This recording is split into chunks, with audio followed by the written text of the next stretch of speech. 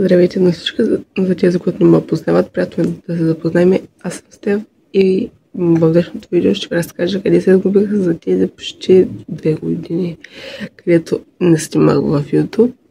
И ако искате да разберете, останете с мен до края.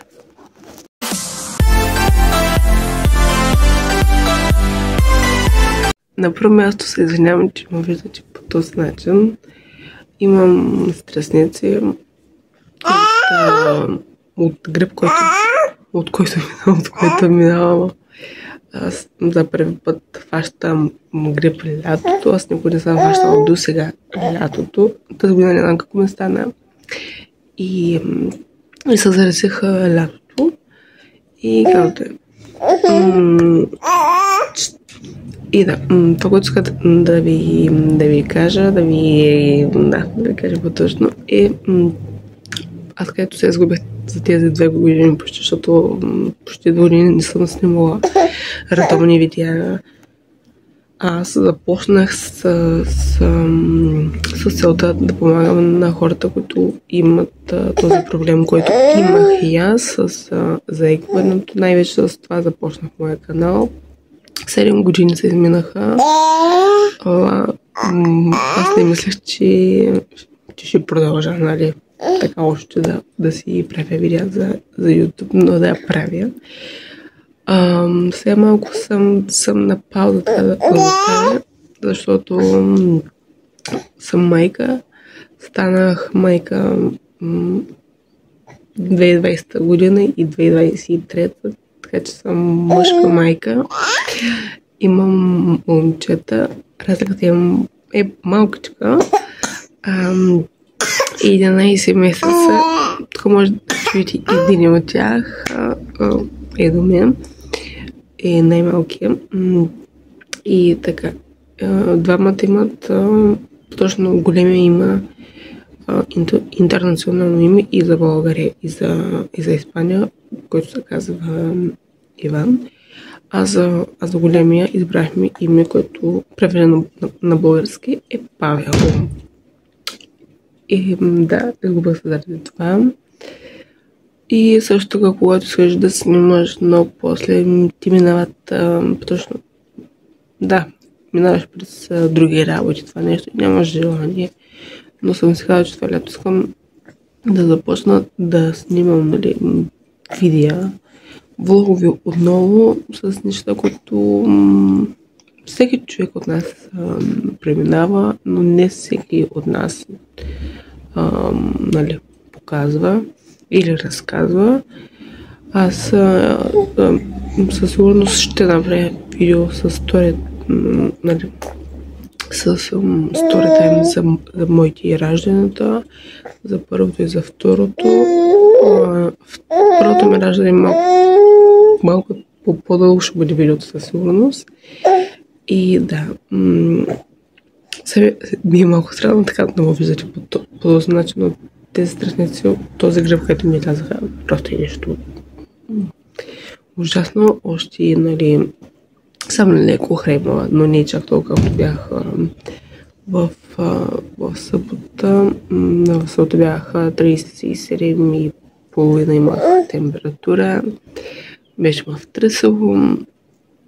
И тогава и малките ми бяха точно при мен. Просто сутринта трябваше, нали, с тях да се занимавам с маска. Бях с какурни, бях облечена с дълга нощница.